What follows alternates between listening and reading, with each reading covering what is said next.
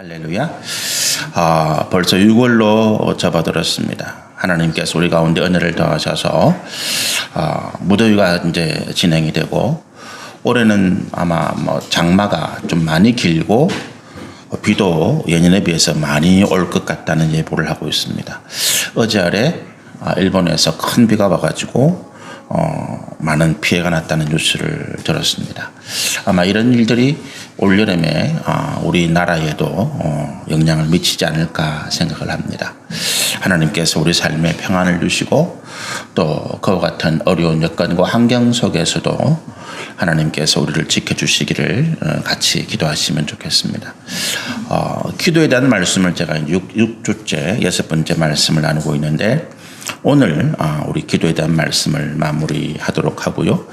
다음 주부터는 우리 복음서에 나와 있는 종말에 대한 말씀을 비유라든지 예수님께서 마지막 때에 대해서 하신 말씀들을 가지고 우리에게 있어서 과연 예수님이 말씀하시는 종말이 무엇인지, 또 어떤 징조, 또 우리가 그때를 어떻게 대비해야 할지 말씀을 살펴보시면 좋겠고, 그리고 이어서 제가 이제 요한계시록에 있는 말씀을 오전 예배 때 말씀을 나누려고 합니다. 갑자기 하나님께서 저에게 종말에 대한 말씀을 준비하도록 그렇게 말씀을 하셨는데, 우리가 마지막 때를 살아가는 믿음의 모습들이 더욱더 하나님께서 원하시는 성결하고 거룩한 모습으로 나가야 될 것 같습니다. 지난주에 우리 6장 33절에서 34절의 말씀을 가지고 먼저 33절에 있는 한 구절의 말씀을 함께 나누셨습니다. 그러면서 33절에서 너희는 먼저라고 하는, 이 먼저라고 하는 단어의 의미가 뭔가라고 하는 것을 살펴보셨죠. 먼저라고 하는 것은 여러 가지 다양한 뭐가 있는 것 중에서 첫 번째는 이거 하고 두 번째는 그 다음 하고 이런 순서를 말씀하는 것이 아니다라고 말씀을 드렸습니다. 이 먼저라는 의미는 오히려 오직이라고 하는 단어로 우리가 이해하시면 좋겠다라고 말씀을 드렸고, 그래서 이것을 이제 33절을 그렇게 이해를 해서 말씀을 나눠보면, 너희가 먼저가 아니고 너희가 오직 그의 나라와 그의 의를 구하면, 이렇게 이야기를 하게 되면 이 모든 것을 너희에게 더하시리라. 이 모든 것이라고 하는 것은 우리가 먹을 것, 마실 것, 입을 것이라고 하는 우리 육신의 필요, 또 우리가 살아가는데 하나님의 사명을 감당하는 데 필요한 모든 것들을 주시겠다라고 하는 말씀으로 이해를 하시면 좋겠다라고 말씀을 드렸습니다. 그러면서 열왕기상 3장에 있는 솔로몬의 기도를 예를 들었습니다. 솔로몬이 하나님 앞에 이제 왕이 즉위된 지 한 3년 정도 지난 다음에 그의 왕권이 다 안정이 된 상황에서 그 하나님 앞에 작심하고 기도를 합니다. 그리고 하나님께서 그의 기도를 들으시고 밤에 꿈에 나타나셔서 네가 나에게 원하는 것이 무엇이냐라고 물으셨을 때에 솔로몬이 단 한마디를 이야기합니다. 저에게 지혜를 주십시오. 그런데 이 지혜가 솔로몬이 이스라엘의 왕으로서, 하나님께서 이스라엘에 세우신 왕으로서의 그 사명, 그 역할, 이것들을 감당하는 데 있어서 가장 필요했던 것, 꼭 있어야 되는 것, 그것이 하나님의 마음, 하나님의 뜻하심, 하나님께서 이 백성들에게 어떤 계획을 가지고 계신가를 알고자 했던 거죠. 그래서 이것이 하나님의 마음에 흡족했다. 오직 한 가지만 구한 거죠. 우리 오늘 33절 말씀처럼 너희는 먼저 오직 그의 나라와 그의 의를 구하라 라고 하는, 그래서 하나님께서 이 솔로몬에게 기뻐하셔서 그가 구한 지혜를 넘치도록 주실 뿐만 아니라 구하지 아니한 부귀와 장수와 강함과 원수와 싸워서 승리하는 이 모든 것들을 솔로몬에게 주셨더라라고 하는 겁니다. 그래서 우리가 이 33절의 말씀에 우리는 오직 하나님의 나라와 그 의를 구한다. 그러면 나머지 것은 우리가 필요 없느냐라고 이야기할 때 그런 게 아니다라고 말씀드렸죠. 그 뒤에 말씀이 하나님께서 이 모든 것, 우리가 필요로 하고 우리가 원하고 육신을 가지고 이 땅의 삶을 살아가는 동안에 있어야 될 것들은 하나님께서 때를 따라서 돕는 은혜로서 우리 가운데 허락하신다라고 말씀을 드렸습니다. 그래서 우리가 그의 나라와 그의 의를 구하면 하나님께서 우리의 건강이든 물질이든 또 우리 삶의 평안이든 자녀가 잘됨이든 어떤 것이든 간에 하나님께서 우리에게 필요를 따라서 허락하시고 은혜를 더하시겠더라 하는 거죠. 자, 그렇게 할 때 우리가 이제 33절과 33절의 말씀인데 그러면서 자, 그러면 우리가 그의 나라와 그의 의를 구한다고 할 때 도대체 그럼 그의 나라는 뭐냐? 그의 의가 뭐냐? 뭘 알아야 구할 것이 아니냐라고 하는 거죠. 그래서 그의 나라라고 하는 것은 하나님의 통치하심, 하나님의 다스리심을 우리가 구한다. 우리가 하나님의 통치하심, 하나님의 다스리심을 구한다라고 할 때 제가 지난주에 뭐 특별한 이야기를 하는 걸 들었는데 하나님의 다스리심은 간접적인 통치다. 이 말씀 드렸습니다. 이 말씀을 처음 듣는 분들은 왜 하나님이 직접적인 통치가 아니고 간접적인 통치야라고 이야기를 하실 수 있겠는데 그 간접적인 것, 직접적인 것은 하나님께서 전면에 나서셔가지고 지금 뭐 우리 윤석열 대통령이 우리나라를 어쨌든 이끌어 가잖아요. 뭐 반대도 있고 찬성도 하지만 그랬던 우리가 윤석열 대통령이 전면에 나서서 나라를 이끌어 가거든요. 그게 직접적인 통치입니다. 간접적인 통치는 뭐냐 하면 예를 들어서 윤석열 대통령은 나라의 정권을 잡은 통치자지만 뒤에 물러나 있고 얼굴을 안 비치고 그 모든 메시지나 모든 어떤 행사를 대리인을 내세워서 예를 들어서 비서실장을 내세운다든지 아니면 뭐 자기가 신임한 어떤 장관을 내세운다든지 그렇게 해서 어떤 대통령의 모든 권한과 통치를 행사해 나갈 때 이거는 뭡니까? 간접적인 통치가 되죠. 하나님이 직접적인 통치를 하시는 것 같은데 우리 삶에 나타나는 하나님의 통치의 형태, 모습은 간접적인 통치다. 왜? 우리가 직접적으로 하나님을 대면하지 않습니다. 이 땅에는 어느 누구도 직접적으로 하나님을 대면한 사람이 없습니다. 하나님을 직접 대면한다는 건 죽는다는 이야기거든요. 그래서 성경에서도 하나님을 직접 대면한 사람이 없습니다. 간접적으로 다 하나님께서 이 땅에 인간의 모습을 가지고 오셨을 때 대면한 사람들. 모세 같은 경우에 시내산에서 하나님을 직접 대면했지만 성경을 보면 하나님께서 모세를 바위 틈에 감추고 그 손으로 덮으시고 하나님께 지나가실 때 모세가 하나님의 뒷모습 등만 보았다. 못 봤다는 거죠. 그러니까 하나님께서 우리 눈에 직접 보이는 것도 아니고 우리 귀에 직접 말씀하시는 것이 아닙니다. 성경이 우리 가운데 하나님의 말씀, 하나님의 어떤 명령을 전해주지만 이것도 어떻게 보면 성경을 기록한 저자들, 모세나 선지자나 하나님의 종들을 통해서 우리 가운데 간접적으로 말씀해 주시는 것과 똑같습니다.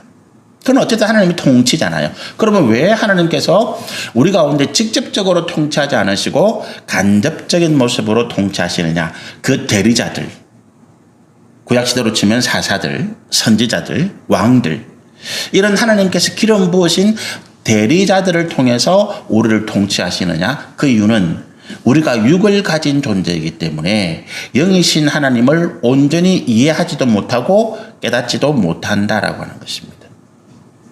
천사들은 영이기 때문에 하나님의 직접적인 통치를 받습니다.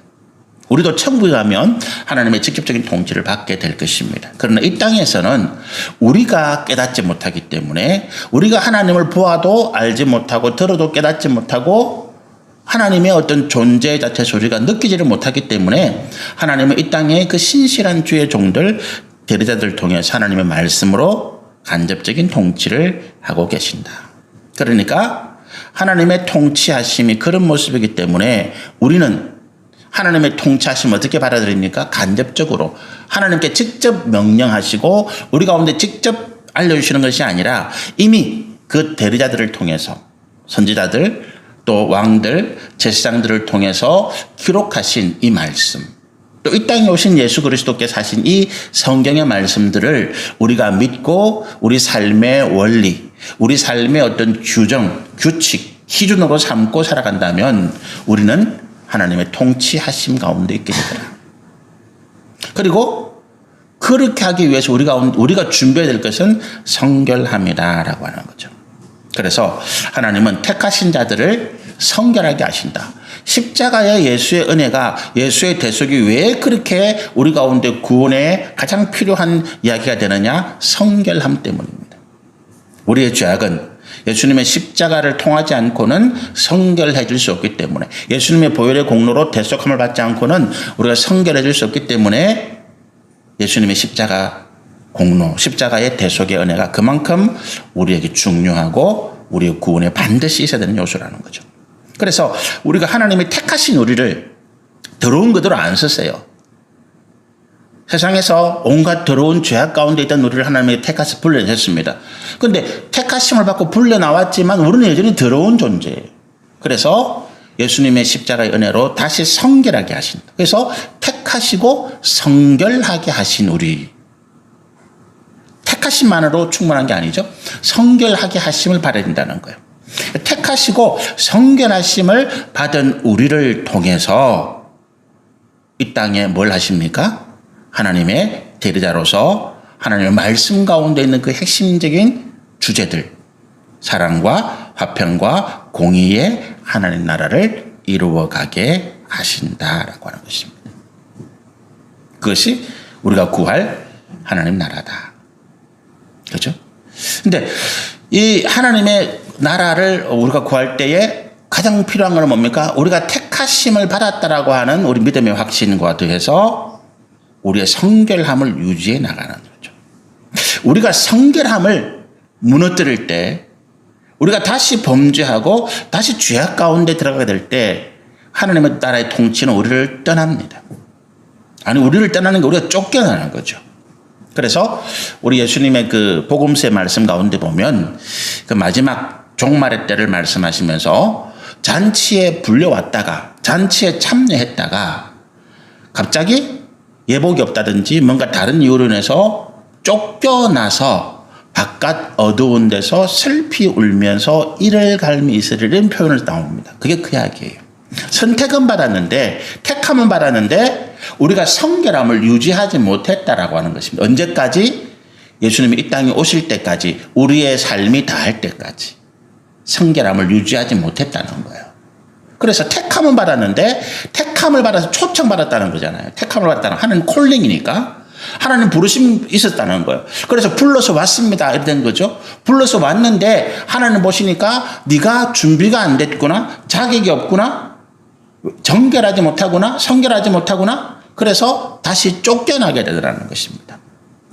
그래서 우리가 예수를 믿고 하나님의 은혜 가운데 사명을 받고 복을 받고 살지만, 그래서 목사가 되고 장로가 되고 권사가 되고 집사가 되고 그래서 하나님의 일을 한다고 자랑하고 있지만 나도 모르게 성결함을 잃어버리는 순간에 우리는 다시 쫓겨난 자가 되더라고요. 그래서 늘 우리를 살피면서 내가 지금 성결한가를 되돌아봐야 된다는 거죠. 그 다음에 이제 의가 뭐냐라고 하는 거죠. 의가 뭡니까? 이 의는 옳음이죠. 바른 도리입니다. 세상에서도 모든 통치자들이 이 의를 추구합니다. 북한의 김정은 정권이 표면적으로 내세우는 것도 이 의예요. 우리는 틀리지 않았다. 미사일을 쏩니다. 인공위성을 가장해서 자기들의 대륙간 탄도미사일 로켓을 시험하는 거예요. 그런데 그게 이제 유엔의 어떤 제재에 따라서 그런 걸 못하게 돼 있습니다. 그럼 이 김정은 정권이 뭐라고 이야기합니까? 우리는 우주에 우리가 필요한 인공위성을 올리는, 이거는 과학적인 탐사 행위다. 이거는 미사일이 아니다. 이렇게 이야기하죠. 그러니까 김정은 정권이든 지금 러시아가 우크라이나를 침공하든 뭐든 간에 다 뭘 내세웁니까? 의를 내세웁니다. 러시아가 왜 우크라이나를 침공합니까? 우크라이나에 있는 러시아 민족들이, 러시아 혈통을 가지고 있는 러시아를 지지하는 사람들이 우크라이나에서 억압과 착취를 당하고 있다. 그래서 푸틴이 나는 그 우크라이나에 있는 우리 러시아 민족들을 구원하겠다라고 한 것이 우크라이나를 침략하게 된 이유입니다. 명분은 의를 내세우는 거예요. 그 뒤에는 자신들의 추악한 탐욕을 가지고 있지만 의를 내세우는 것입니다. 의라는 것이 옳은 것이기 때문에 그렇습니다. 바른 도리이기 때문에 그렇다는 거예요. 그런데 하나님께서 우리 가운데 구하라고 하는 의는 세상의 의와는 다르죠. 어떤 의입니까? 절대적인 그 기준. 그래서 하나님의 의를 성경에는 자로 표현합니다. 자. 이 자가 뭐냐 하면 두 가지 용도가 있어요. 자의 용도는. 첫 번째는 뭐냐 하면 길이를 재는 겁니다. 옛날처럼 뭐 지금처럼 눈금을 세세하게 하는 거 이게 한 척 그러면 이게 길이. 근데 자의 더 중요한 용도는 뭐냐 하면 이게 선을 그었는데 이게 고든가 이 선이 지금 삐뚤삐뚤하지 아니하고 바르게 돼 있는가를 측정하는 거예요. 벽을 세웠는데 이 벽이 기울기가 다르면 조금 기울였으면 무너질 거 아니에요. 벽이 수직으로 곧게 세워져야 됩니다. 그거를 재는 용도로 쓰는 게 자입니다. 벽에 딱 대보면 벽이 바르지 않으면 이게 빈틈이 보이는 거죠. 자는 그런 것입니다. 자가 기준, 자가 척도가 되어져서 지금 내가 하는 행위가 우리가 지금 생각하고 말하고 행동하는 이 모든 것들이 옳은 것인가를 검증하는 수단. 그게 의입니다. 자의 용도죠. 그런데 왜 자가 그렇게 용도를 가집니까? 그것 자체가 절대적인 기준, 절대적인 척도를 가지고 있기 때문에 그렇습니다. 세상의 통치자들이 의를 내세웁니다. 옳은 걸 내세웁니다. 그 절대적인 기준이 어디서 왔다고요? 하나님의 의로부터 왔다는 거예요. 지난주에 프랑스 대혁명을 이야기하면서 프랑스 대혁명의 그 기준, 가치가 뭐냐? 자유평등박애라고 그랬습니다. 자유평등박애가 어디서 왔느냐? 성경에서 나온 이야기잖아요. 중세 시대 로만 가톨릭이 변질되었지만 그들이 세상의 정권과 야합해서 오히려 이 땅의 백성들을 억압하고 착취하고 고통을 주었지만 그러나 그들이 그토록 내세운 명분은 하나님의 말씀 성경의 의였다고 하는 거예요. 그것이 우리가 흔히 말하는 그 구텐베르크라고 하는 독일의 어떤 그 인쇄업자가 인쇄술을 발명해가지고 종이에다가 성경을 막 찍어내면서 그 하나님의 성경의 말씀이 사람들에게 배포된 거죠. 그전에는 교회에서, 성당에서 신부들이 말하는 이야기만 들었는데 이 사람들이 직접 성경을 읽어보니까 그 신부들이 말하는 것과 다르더라는 겁니다. 성경에는 박애, 자유, 평등이라고 하는 이 세 가지 모든 인류가 하나님 앞에서 평등하고 하나님의 사랑하는 모든 사람에게 가난한 자나 부유한 자나 귀족이나 평민이나 노예나 그런 제도가 없이 다 평등하다고 말씀하고 있는데 그렇게 가르치지 않더라는 거예요. 그래서 이 사람들이 혁명을 일으킵니다. 왜요? 이 옳은 가치, 하나님께서 성경에서 말씀하신 이 옳은 의라고 하는 가치를 자기들의 세상 가운데 나타나기 위해서, 다시 말하면 하나님의 통치가 그들 가운데 임하도록 하기 위한 것입니다. 그런데 역설적으로 지금 프랑스에서는 이 종교, 기독교, 로만 가톨릭이 굉장히 힘을 잃어요. 왜냐하면 그 당시 로만 대혁명을 일으킬 때에 그 혁명에 가장 방해를 했던 세력 가운데 한 세력이 로만 가톨릭이기 때문에 그렇습니다. 로만 가톨릭의 그 고위 사제들, 신부들이 자기들이 가지고 있던 기득권, 자기들의 어떤 부, 땅, 이런 것들을 빼앗길까봐 우리 혁명을 일으키는 자유와 평등과 박애를 이야기하는 사람들을 박해하고 공격하고 몰아세운 거죠. 그래서 아이러니하게도 프랑스 대혁명 이후에 프랑스에서 기독교는 철저하게 배척되어졌습니다. 그래서 그 사람들이 인문주의자라고 이야기합니다. 성경을 이야기하지 않습니다. 인문주의자라고 이야기하는데 그 인문주의의 배경 가운데 뭐가 있느냐? 하나님의 절대적인 공의가 있더라라고 하는 거죠. 그들이 다른 데서 배운 것이 아니라 하나님으로부터 배운 것입니다. 그 의미입니다. 이 땅의 절대적인 척도, 가치. 왜 이것이 우리가 구해야 됩니까? 이 세상에 그만큼 불의와 거짓과 모든 악한 것들이 양의 탈을 쓰고 광명한 천사처럼 사람들을 속이고 있더라라고 하는 거예요. 북한이 예를 들어서 미사일이 아니고 인공위성을 쏘기 위한 순수한 우리 그 같은 연구다. 그거를 밝히려면 과학적인 근거로 증거를 들여대야 돼요. 지금 서해바다에 빠져있는 북한의 미사일, 인공위성 터진 잔해를 우리 해군이 건지려고 애를 씁니다. 왜 그럽니까? 그걸 건져가지고 그거를 분석하니까 그게 미사일이라는 증거를 찾아내려고 하는 거죠. 그래서 그런 것입니다. 여러분, 우리가 이 땅에 고통받고 이 땅에 많은 사람들이 고통과 환난과 여러 가지 삶의 어려움 가운데 힘들어하는 이유가 뭡니까? 불의 때문입니다. 거짓과 악함 때문입니다. 그런데 이것이 참과 거짓이 교묘하게 섞여 있습니다. 거짓말을 하는 사람들이 7가지 진실 가운데 서너 가지 가짜를 끼워 넣어요. 사람들이 그게 가짜인지 진짜인지 구분이 안 됩니다. 가짜와 진짜가 교묘하게 섞였기 때문에. 정치인들이 왜 우리를 혼란스럽게 하는가 하면 그 이유입니다. 거창한 대의를 내세우는데 그 안에 자기들의 어떤 악한 욕심을 숨겨놓고 있으니까 사람들이 그 말을 가지고 이게 참과 거짓이 구분이 안 되는 거예요. 그래서 이 땅에 하나님의 의가 필요한 것입니다. 절대적인 공의. 하나님의 절대적인 공의. 그래서 이 절대적인 공의 앞에 어느 것이 거짓이고 어느 것이 참인지, 누가 악하고 누가 선인지, 누가 진실이고 누가 지금 거짓을 말하고 있는지, 이런 부분들을 우리가 분별하고, 그래서 방황하는 이 땅의 많은 백성들에게 길을 알려주는, 이것이 우리의 역할인 것입니다. 그게 이 땅에서 하나님의 대리자로서 우리가 살아가는 우리의 삶의 자리를 지키고 보호하고 인도해야 할 책임이 있는 우리인 거죠. 그래서 이 의는 절대적인 공의. 이 공의가 이루어질 때 거짓과 불의와 악함은 자리를 찾지 못하게 되고 이 땅에 모든 전쟁과 다툼이 사라지고 평안과 참 화평을 누리게 되는 것입니다.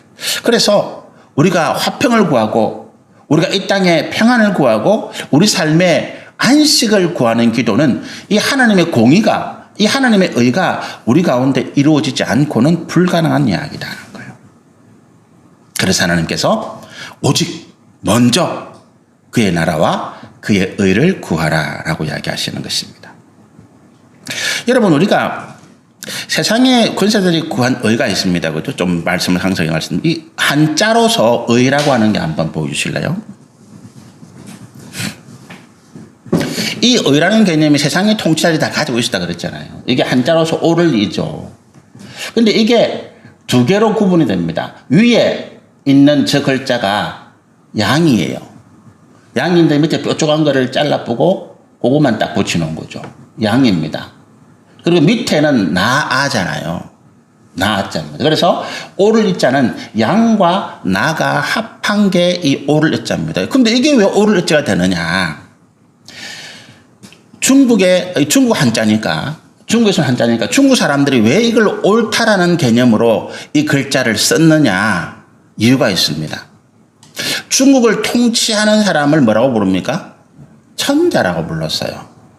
천자, 황제라고 불렀는데, 황제라고 하는 호칭은 이제 진시황이 처음으로 쓴 거고, 그 이전에 모든 중국의 통치자들을 천자, 하늘 천자 밑에 아들 자자를 써가지고 천자라고 불렀습니다.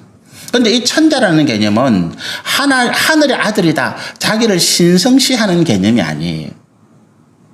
이집트의 파라오는 자기를 태양의 아들, 그 당시 이집트를 다스리는 신이 태양신이니까 이 태양의 아들이라고 파라오를 부릅니다. 그 말은 자기를 신성시하는 거예요. 이집트의 파라오는 자기가 신격화시키는 겁니다. 그런데 중국의 통치자인 천자는 자기를 신격화는 시키지 않습니다.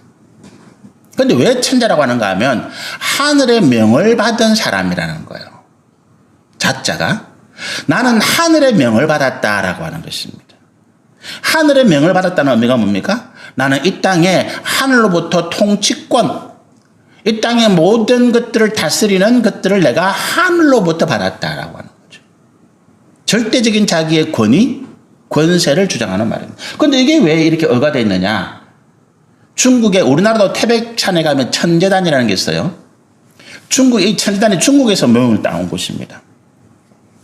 중국에 천재단이라는 게 있습니다. 중국의 황산인가 뭐 태산인가 어디 뭐 우에 가면 거기 왜 산동에 태산이 있나? 산동에 태산에 가면 그 천재단이라는 게 있어요. 근데 그 천재단이 뭐냐면 천자가 세상을 다스릴 권한을 위임받은 천자가 하늘에 제사를 지내는 자리이기 때문에 그 천재단이에요. 예를 들어서 중국에서 수많은 역성혁명이 일어나잖아요. 왕조가 바뀔 때에. 뭔가 내가 역성혁명을 일으키고 도탄에 빠진 이 모든 환난과 고통에 빠진 내가 이 세상을 구원하겠다라고 생각하는 사람이 있다 치면 그 사람은 먼저 뭘 하는가 하면 하늘에 제사를 지냅니다. 삼국지에 보면 유비, 관우 그리고 장비가 야 우리가 이 도탄에 빠진 나라를 한번 구해보자. 그러면서 자기들이 하늘에 제사를 지내는데 자기들이 타고 있는 말 100마리를 죽여서 그 피를 가지고 제사를 지냅니다. 근데 원래 제사는 뭐로 드립니까? 양이거든. 그래서 그 양자가 뭐냐 하면 이게 내가 하늘에 제사를 드려서 하늘로부터 내가 뭐를 받았다? 내가 하늘로부터 권세, 통치의 위임, 지금 세상을 다스리고 있는 이 천자, 통치자의 악함, 무능함, 그리고 거짓, 불의 때문에 온 백성이, 온 세상이 도탄에 빠져 있으니까 내가 이것들을 다 몰아내고 다시 이 세상을 구원할 권세를 받았다라고 하는 것이 어자예요. 이 어자가 세상의 권위를 말하는 것이 아니고 나는 하늘로부터 권위를 받았다라고 하는. 그래서 자기가 말하는 것이 세상의 어떤 학문이나 세상의 도리가 아니라 하늘이 나에게 준 의로움, 권위를 이야기하는 거죠. 그래서 이 어자가 이렇게 생기게 된 것입니다. 세상의 사람들이 하늘로부터 받는 권위를 그렇게 생각한 거예요. 그런데 이 사람들이 생각하는 하늘은 좀 다르죠. 우리가 닿지 못하는, 그렇잖아요? 안 보이니까, 모르니까, 다만 우리가 닿지 못하는 하늘 저 높은 곳에서 이 땅을 내려다보시면서 주관하시고 다스리는 어떤 존재에 대한 어떻게 생각하면 자기의 권위, 자기의 권세를 정당화하기 위해서 만들어낸 이야기죠. 그러나 우리는 아니더라. 우리는 하나님으로부터 분명하게 우리가 그와 같은 위임과 권세를 받았더라. 그게 어디 나옵니까?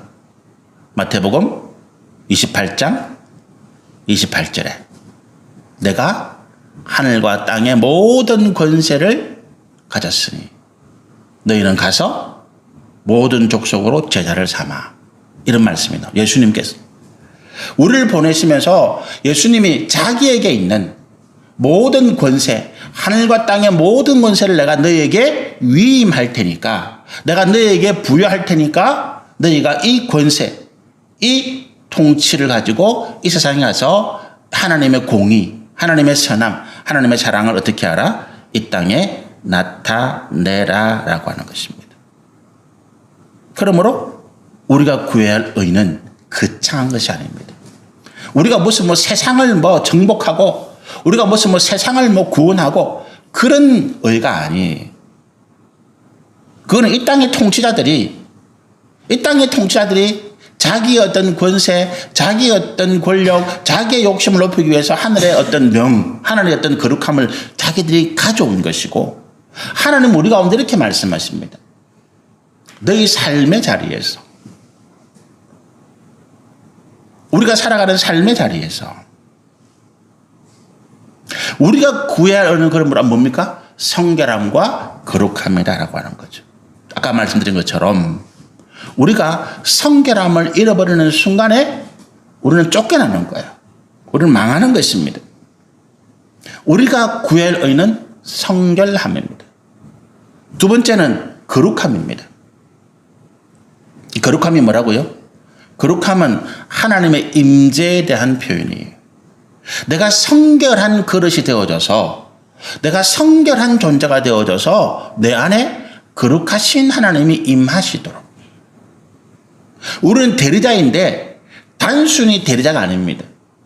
하나님과 멀리 떨어져 있고 하나님이 멀리 계셔서 우리를 보내신 것이 아니라 말씀드린 것처럼 이 땅의 피조물들이, 육신을 가진 인간들이 하나님을 인지하지 못하기 때문에 하나님께서 우리 안에 계시면서 역시 똑같은 육신을 가진 우리가 하나님을 대신해서 하나님의 말씀을 전하고 가르치고 행하고 보여줌으로써 우리가 세상의 사람들에게 하나님의 뜻이 이렇다라고 이야기하라는 거예요. 그래서 어떻게 생각하면 우리는 시범 케이스입니다. 본입니다. 본. 사도 바울이 내가 예수를 본받는 것처럼 너희는 나를 본받는 자가 되라, 그 이야기예요. 본입니다. 우리 안에 거룩하신 하나님이 계십니다. 사람들에게 이 하나님이 세상의 사람들을 하나님을 인지하지 못하고 인식하지 못하고 알지 못합니다. 그러나 하나님께서 우리 가운데 가르쳐 주신, 우리 안에 계시면서 말씀하시고 행하시는 그 모든 것들을 통해서 세상의 사람들에게 하나님은 이런 분이야 라고 이야기할 수 있더라는 거죠. 그래서 우리가 구할 의는 두 가지입니다. 성결함과 거룩함입니다. 우리는 하나님의 철저한 도구다라고 하는 거예요. 세상의 권력자들이 의라고 하는 것을 가지고 하늘에 제사를 드리고 하늘로부터 내가 권세를 받았다는 것은 자기들이 권력을 가지고 자기들이 전면에 나서서 자기들이 통치를 하고 싶어 하지만 우리는 철저하게 하나님의 도구입니다. 우리는 하나님 도구로서 쓰이는 의예요. 하나님의 것을 가감없이 드러내는 것입니다. 그러므로 내 의가 강해지면, 내가 어떤 의지가 강해지고 내가 어떤 힘이 강해지면 하나님이 약해질 수밖에 없습니다. 하나님이 약해서 약해지는 것이 아니라 세상에 드러나는 모습이 하나님보다 내가 더 강하게 드러나는 거죠. 그래서 그리스도인들은 가장 약한 자여야 된다는 거예요. 가장 낮은 자리에 있어야 된다는 거예요. 왜요? 그래야 하나님이 더 강하게, 그래야 하나님이 더 위대하게 역사하시기 때문에 그렇다. 제가 처음에 찬양 부르면서 우리 신앙은 역설적인 신앙이다, 그 이야기입니다. 나를 낮추고 나를 죽이고 나를 겸손하게 해야 하나님의 의가 드러난다. 이것이 세상에서 권세를 잡은 자들의 의와 완전히 다른 것입니다. 세상의 권세를 잡은 자들은 그 권세를 이용해서 자기 계획을 실천하려고 합니다. 그게 나쁘든 좋든 간에, 그죠? 나쁜 계획이든 좋은 계획이든 간에 권세를 잡아서 자기가 생각하고 자기가 준비하고 자기가 계획했던 것들을 실천해내려고 합니다. 대통령이 공약 그거잖아요. 공약이 자기가 내가 대통령의 권한을 가지고 내가 대통령의 권세를 가지면 나는 이런 일들을 하겠습니다. 대통령이 안 되면 못하는 일이거든. 윤석열 대통령이 하는 게 그거잖아요. 자기 계획, 자기 생각, 자기가 목표로 했던 것들을 대통령의 권한을 가지고 지금 행해나가고 있다고. 5년간의 임기 동안. 그런데 우리 그리스도는 그런 것이 아닙니다. 큰일 나죠. 하나님이 나에게 권세를 주시고 하나님 나에게 하늘과 땅의 모든 권세를 주셔서 그래, 그럼 내가 이 권세를 가지고 내가 한번 생각하고 계획했던 것들을 해봐야지, 망하는 겁니다. 망하는 거예요. 하나님이 드러나지 않고 내가 드러나는 순간에 망하는 겁니다. 이걸 뭐라고 표현합니까? 하나님이 드러나지 않고 내가 드러난다? 성경에서 이걸 뭔 죄라 그러죠? 교만의 죄입니다. 그래서 우리는 철저하게 성결함과 거룩함, 나를 낮추고 하나님을 높이고, 나는 낮아지고 하나님은 존귀하게 되고, 나는 죽고 하나님은 살고, 이것이 우리가 드러내야 될 의다. 그게 우리의 기도입니다. 그래서 사도 바울이 이런 고백을 하잖아요. 나는 날마다 죽노라. 사도 바울이 나는 날마다 죽습니다. 그게 무슨 고백이에요? 하나님을 더욱 존귀하게 하기 위해서. 세상이 바울이 아니라 놀라운 능력을 가진 위대한 사도잖아요. 그러나 바울은 자기를 만물의 찌꺼기 같이 취급해도 괜찮다라고 이야기합니다. 나는 만물의 찌꺼기 같이 취급을 당해도 괜찮아. 여러분들이 하나님을 볼 수만 있다면. 목사가 자기를 드러내는 것, 그래서 죄악입니다.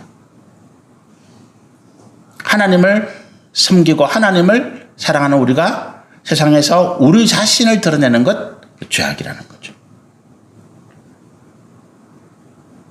그러므로 세상을 향한 하나님의 뜻이 우리를 통해서 이루어지게 되는 것입니다. 이것이 우리가 구해야 할 그 나라와 그 의다. 34절의 마지막 말씀을 한번 읽어보실까요? 그러므로 내일 일을 위하여 염려하지 말라. 내일 일은 내일이 염려할 것이요 한날의 괴로움은 그날로 족하니라. 이 염려에 대한 것은 제가 3주 전에 말씀을 다 드렸죠. 그죠? 그래서 그러므로 내일 일을 염려하지 말라. 왜 우리가 내일 일을 염려한다고요? 내가 내 계획한 대로 내 생각한 대로 일이 안 될까 봐. 지금은 괜찮은데 1년 뒤에 10년 뒤에 내 삶이 어떻게 될까 봐. 이게 이제 우리 염려 때문이잖아요. 그 근거에는 뭐가 있다고요? 불신앙이다. 하나님을 못 믿기 때문에 그렇다. 그러니까 33절에 야 오직 너희가 하나님 나라와 그 일을 구하면 내가 이 모든 것을 다 줄 테니까 염려하지 마 이 말이잖아요. 하나님을 믿어서 염려하지 마. 내일 어떻게 될지 몰라요가 아니고 내일 어떻게 될지 몰라요. 그게 아니고 하나님이 우리 인생을, 하나님이 내 앞날을, 하나님이 내 계획을, 하나님이 우리 자녀를 책임지실 거니까 나는 염려하지 않습니다. 지금 상황이 어떻든 간에. 여러분, 우리가 우리 자녀를 볼 때 흔히 그러죠. 이놈이 대체 뭐가 되려고 그러나? 뭐 그런 걱정하지 마세요. 하나님이 그 아이를 책임지실 것이다. 우리는 뭘 구한다고요? 하나님 이 아이가, 이 자녀가 하나님의 믿음 안에 있기를 소원합니다. 그것만 기도하는 거예요. 이 아이가 우리 눈에 보기에 좋아 보이든 나빠 보이든 뭐 상관없이 하나님께서 이 아이를 가장 하나님의 선하시고 의로우시고 사랑하시는 모습으로 변화시키시고 바꾸시고 이끌어 가실 것입니다. 그리고 그 자리에 세우실 거예요. 그 자리가 세상에 뭐 대통령이든 아니든 1%이든 아니든 아니 평범하게 살아가든 아니든 그건 우리에게 중요한 것이 아닙니다. 우리는 오직 그 나라와 그 의를 구하기 때문에 그렇더라. 여기까지 우리 말씀을 기도를 통한 말씀을 나누시면 좋겠습니다.